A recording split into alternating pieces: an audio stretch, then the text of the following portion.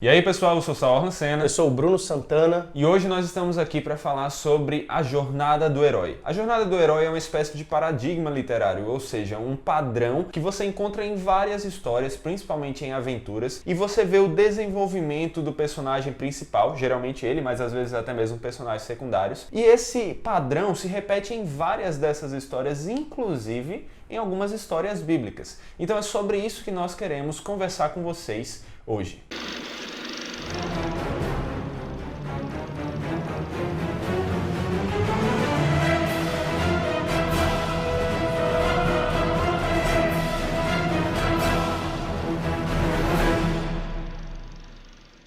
E se você gosta de conteúdo desse tipo e quer ver mais dele aqui no canal, então não esqueça de se inscrever e ativar o sininho para não perder a notificação de nenhum vídeo novo. Também deixa aí seu feedback por meio do like e do comentário para a gente saber que você gosta desse tipo de conteúdo. Também nos ajude compartilhando ele com outras pessoas. E se você quer nos acompanhar mais de perto, também nos siga nas redes sociais, cujos links estão aqui na descrição, junto com um link também para entrar no nosso grupo do Telegram e poder conversar mais com a gente. Então, galera, nós vamos falar hoje sobre os 12 Passos do Herói, que é um paradigma literário desenvolvido ou observado por Joseph Campbell.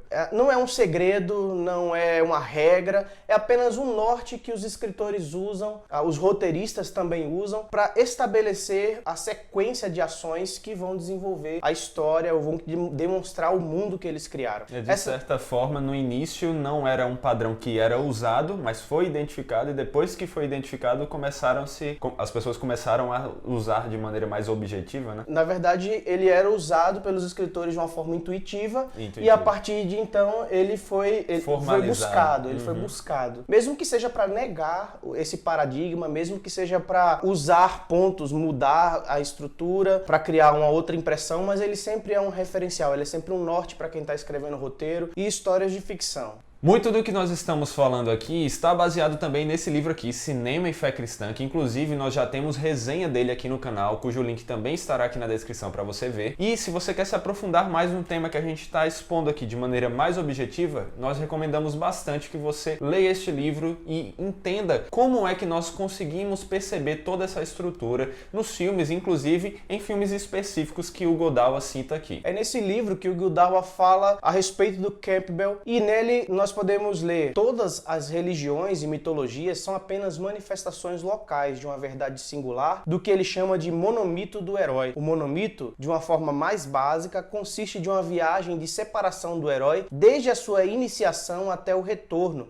e incorpora a redenção. Muito do que nós vemos em todas essas histórias nos aponta para a ideia da doutrina dos semens religiones, a ideia que João Calvino desenvolveu, que nos mostra que todo homem já nasce com a impressão de que existe um Deus, a necessidade de conhecer esse Deus, adorar esse Deus, ainda que por causa do pecado deturpada, e por isso que nós temos tantas ideias corrompidas disso. Mas quando nós olhamos para filmes, para histórias, nós percebemos que, mesmo quando aponta para o objetivo final errado, ainda assim há uma busca pela redenção, que é algo que nós vemos nas escrituras. As escrituras são a história da redenção, e nós vemos esse padrão como algo que já flui do coração do homem, ainda que esse coração seja caído. É por isso que Godawa, no seu livro, nos afirma que todas as religiões e todos os rituais têm o cheiro doce de uma verdade original que tem se transformado no aroma fétido de uma mentira. É isso que nós entendemos a respeito dessa busca do homem, a busca de todos os roteiristas que não têm Jesus, que não conhecem ao Senhor Jesus como Senhor e Salvador. Eles buscam algo que possa redimi-lo, seja a criação, seja a sua própria força, seu conhecimento. E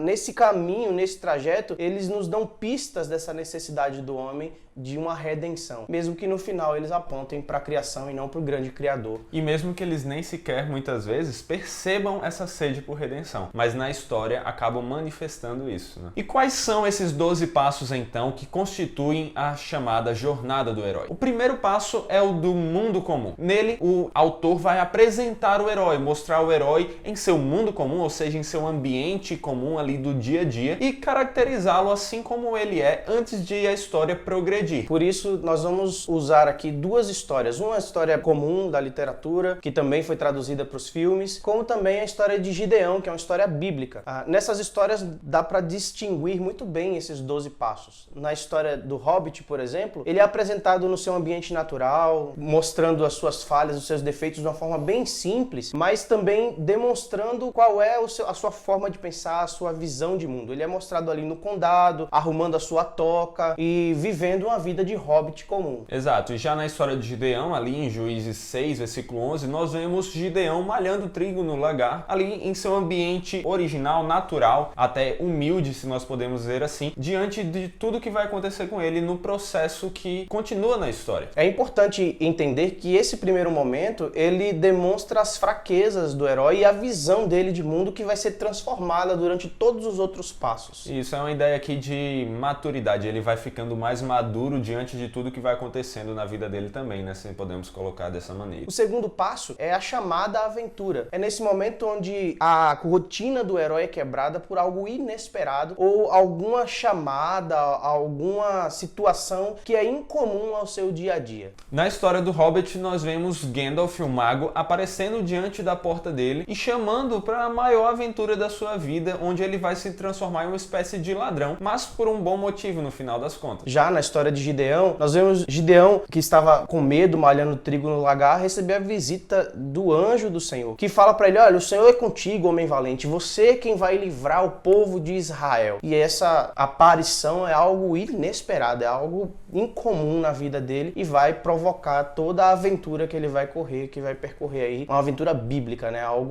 Um herói abençoado por Deus, como nós vamos ver na história, né? No terceiro passo, nós encontramos a parte negativa da história, se é que podemos colocar assim, já que aqui nós temos a recusa ao chamado. É quando o herói, que ainda não é herói, diante daquela convocação à aventura, temendo ainda ou simplesmente não querendo participar, seja por motivos de egoísmo, de medo, ou seja o que for, ele recusa, pelo menos até o momento. Esse é o caso do Bilbo, quando o Gandalf fala com ele: olha, você vai ser um ladrão, você vai ajudar anões a roubar o tesouro de um dragão, e ele disse: só se for outro.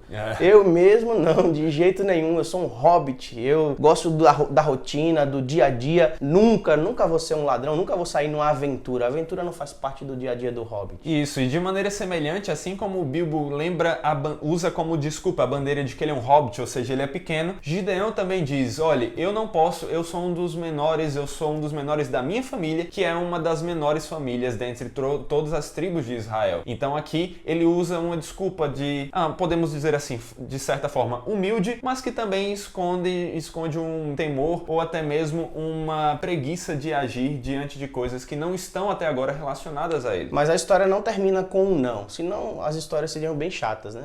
Elas continuam e eles de alguma forma são colocados dentro do dia a dia da aventura. E esse dia a dia é encontrado como um passo por Campbell. Ele chama isso de encontro com um mentor, que pode ser tanto o mentor, uma pessoa que vai impulsioná-lo, vai ensinar a ele ou vai trazer motivos específicos para que ele participe, ou então uma situação, algo que de qualquer forma empurre o personagem para dentro da aventura e ele não pode dizer não pode recusar. Isso, no Hobbit você vê o Gandalf ali agindo como esse mentor e estimulando o Bilbo a participar dessa aventura, além também de espécies de instintos que ele tem herdados da sua família, que também, apesar de serem hobbits, eram mais ligados à aventura do que o restante. É verdade, um deles conseguiu montar um cavalo. Olha aí. Que aventura, né? Que aventura incrível, para uma pessoa com 1,20 tem um hobbit, eu não sei. Eu não lembro. Pois é. Tem que levar... Comente aí embaixo qual é a altura de um hobbit.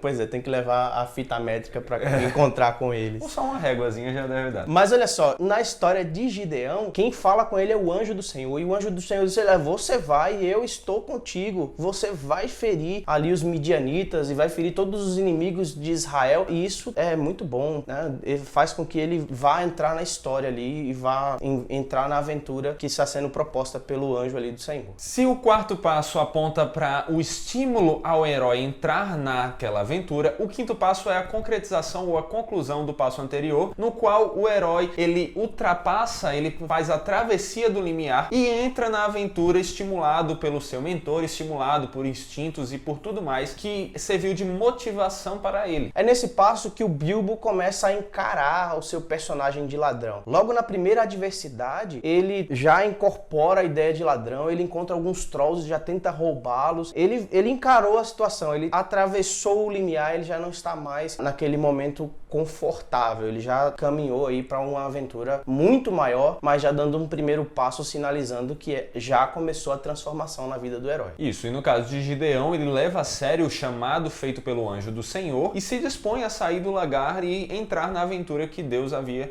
ordenado que ele entrasse. É nesse passo que o herói começa a testar aliados e inimigos. Esse é o nome do passo, né? Teste de aliados e inimigos. A maior parte da história se desenvolve ou se desenrola nesse passo. Ele já saiu do seu mundo comum, já está dentro da aventura e ele vai começar a ponderar o que é verdade, o que é mentira, quem são os seus amigos, quem são os verdadeiros inimigos, e ele vai então crescer e a história vai se desenvolver dentro desse passo aí, o sexto passo. Isso, no Hobbit o Bilbo vai agora atravessar a Terra dos Elfos, vai atravessar também a Montanha Sombria e outros terrenos nos quais ele vai conhecer pessoas e passar por desafios. Já Gideão, ele vai testar em primeiro lugar o anjo do Senhor. Você conhece a história de Gideão, ele vai propor um teste ali para o anjo do Senhor, ele vê que é um aliado, logo depois ele vai quebrar os altares de Baal, em seguida ele vai ser testado por Deus, colocando o seu próprio exército à prova para saber com quem ele realmente pode contar. Então, dentro desse trabalho aí bíblico, dessa história, dessa narrativa bíblica, nós podemos perceber que Gideão está uma hora testando seus aliados, outra hora percebendo quem são os seus reais inimigos. O sétimo passo é a aproximação do objetivo, ou seja, aquele momento onde a tensão aumenta, as coisas ficam mais sérias, porque o herói está chegando perto do momento de agir conforme ele foi chamado para agir. É nesse ponto que o Bilbo chega na montanha solitária, que é o covil do dragão, o Smaug, e ele vai então tentar bolar ou tentar imaginar como é que ele vai conseguir roubar um dragão. E já no caso de Gideão, ele é agora ordenado por Deus a atacar o exército inimigo, mesmo diante de tudo que ele está observando ali ao seu redor. Quando as coisas estão muito complicadas é que aparece o oitavo passo, que é a aprovação máxima. Ou seja, tudo que foi crescendo chega no seu auge, é o auge da crise, e é esse momento em que o personagem tem que colocar em questão todas as coisas que ele aprendeu e a consciência de quem são os seus aliados e seus inimigos. No caso do Hobbit, o Bilbo está ali de frente ao dragão, né, o gigante dragão, e vai enfrentá-lo por meio de um diálogo no qual ele tenta descobrir quais são as fraquezas do seu inimigo, que até então nunca havia sido derrotado de verdade. No caso de Gideão, não é apenas a guerra que está em questão, mas o governo, a soberania de Deus, a compreensão do povo de Israel de que existe um Deus que é maior do que os seus problemas ou maior do que os seus inimigos. Nesse momento, Gideão vai olhar para o lado, vai olhar para a situação e Deus vai dizer a ele, olha, se você ainda tem medo, desce com o teu moço e eu vou te mostrar. E quando chega lá embaixo, ele ouve a respeito do sonho dos inimigos e se enche de força, se enche de coragem, entende a respeito que essa crise vai ser vencida por Deus e prepara uma estratégia para vencer. No nono passo, nós já vemos aqui os resultados, porque o nono passo é justamente a conquista da recompensa. Depois de ter enfrentado aquele desafio, aquela crise, o herói agora se depara com a sua recompensa, na qual ele conquista aquilo que ele estava buscando. Bilbo vai conseguir, através de uma estratégia bem ladina, ardilosa. Ladina, agora aprendendo um vocabulário novo aqui. Bem ardilosa, assim, ele consegue retirar o ladrão, o dragão da Montanha Solitária, e na sua fúria o dragão vai atacar uma cidade e é morto. Parece que acabou a história por aí, mas não é verdade. Existem alguns passos ainda que faltam, afinal a gente estava no passo 9 e ainda são 12 passos, né? Isso, matemática nos mostra isso. A ideia é que ninguém quer ficar ali no ambiente da guerra ou então na mesma condição do final da batalha. Há uma volta para casa, mesmo que ela seja uma volta filosófica ou uma volta intelectual, mas há também uma volta, às vezes, do lugar, uma volta do lugar onde ele estava na última batalha para o lugar onde ele começou. E esse é o 10º passo, é o caminho de volta. Exato. Em alguns lugares, só explicando que em alguns lugares, em algumas histórias, ele nem existe, ele simplesmente coloca de volta no lugar. Já é teletransportado, né? Corta a história aí do meio, mas é um ambiente observado, por exemplo, na história do Bilbo, né? Isso, no caso dele, simplesmente é a preparação dele de volta para casa. Agora ele vai se organizar para, tendo vencido vencido o seu inimigo, tendo alcançado o seu objetivo, retornar ao seu lar. A volta de Gideão já é um pouquinho mais atribulada, né? Ele tem 2 exércitos para destruir e ele vai primeiro aplacar os efraimitas, em segundo ele vai destruir completamente os midianitas para poder chegar em casa. Então a volta dele talvez não tenha sido tão tranquila quanto a do Bilbo. Exato, e aí você percebe que o padrão se repete, ainda que com pequenas mudanças de acordo com cada história. Lembrando que a história de Gideão é uma história verídica, né? Ela tem uma demonstração daquilo que é um dia a dia comum de quem está no meio da batalha, é um dia a dia que é condizente com o contexto histórico de Gideão e no final das contas é um relato histórico e não uma história inventada. Então eles não queimaram etapas, eles mostraram exatamente como foi essa volta para casa. O passo 11 é a depuração, ou seja, aqui o herói poderá se encontrar com um novo desafio, ainda que um desafio bem menor, secundário diante de tudo que ele já fez, mas ainda assim algum problema que ele precise resolver, que ele precise lutar e enfrentar. Na literatura, o Tolkien coloca essa volta para casa, ou na verdade essa depuração, baseada na perseguição dos orcs que acontece durante toda a história. Então, ali aliado aos orcs vão chegar os lobos selvagens e eles vão lutar contra os elfos, contra os homens da cidade e contra os anões. Então, há uma batalha ali de 5 exércitos. Na literatura é traçada de uma forma bem simples. Ela fala rapidamente de como as coisas se desenrolaram. No filme, eles dão uma ênfase maior, colocam outros elementos, mas na verdade ali já é um momento de depuração. Aquilo que já o alvo do herói já foi alcançado. E em Gideão nós vemos ali uma outra batalha, não mais física, não mais literal, se nós podemos colocar dessa maneira, mas uma batalha com respeito a governar. Agora ele estava sendo convidado pela nação a governar sobre eles, porque ele foi o herói dele. Mas Gideão então se recusa a governar sobre o povo. Então, a história termina com um mundo transformado. Não apenas o mundo de uma forma geral, ou somente a vitória sobre o inimigo, mas principalmente a mente do nosso herói transformada. Aquilo que ele era antes agora é uma outra coisa, ele é uma outra pessoa, com uma outra visão de mundo, uma outra compreensão a respeito da realidade. Isso, no Hobbit o Bilbo retorna para casa, agora vai escrever um livro contando as suas aventuras, e se no início ele era aquele que quis recusar a aventura, agora ele é o estranho Hobbit aí no meio de todos que não gostam de aventuras, mas o estranho Hobbit que gosta de aventuras. Já no caso de Gideão, ele volta para casa livre da opressão de todos os povos que faziam com que ele estivesse com medo, malhando trigo no lagar, e ele volta para casa como um herói de guerra, vai ter muitas mulheres, vai ter 70 filhos, e a história termina com a morte dele. É uma história que é biográfica, né? Então ela vai se encerrar com o final da sua vida e vai mostrar como as coisas mudaram. Em vez do medroso, agora um herói de guerra. Então, como vocês viram aí, tanto histórias verídicas como narradas nas escrituras, como o caso de Gideão, e até mesmo histórias fictícias como o Hobbit, nos mostram esses 12 passos, essa jornada do herói, nos mostram essa ânsia que todos nós temos pela redenção, mas isso também nos ensina que nós não precisamos rejeitar histórias fictícias.